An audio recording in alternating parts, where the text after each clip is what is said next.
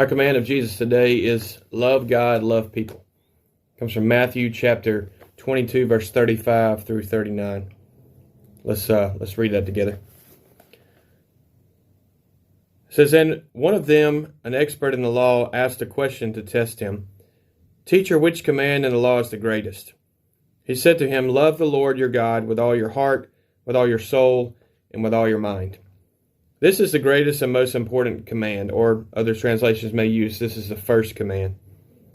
The second is like it. Love your neighbor as yourself. All the law and the prophets depend on these two commands.'"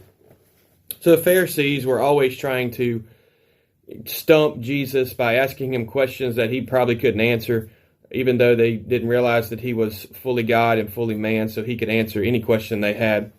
And so they asked this question, what is the greatest of all the commands?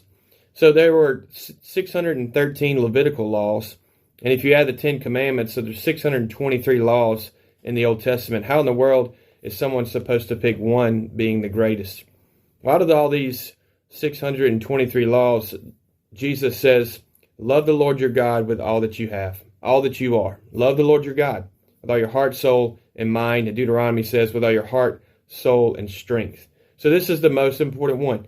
And the second one is to love people the way you love yourself. And so love God, love people. That sums up the 623 laws of the Old Testament. And Jesus' command is simply love.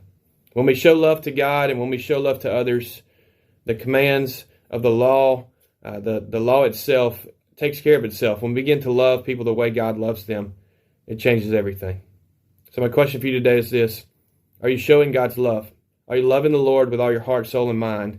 And are you loving others? Not necessarily those that live next to you, as we call our neighbors, but everybody is our neighbor. My challenge to you is this. Love today.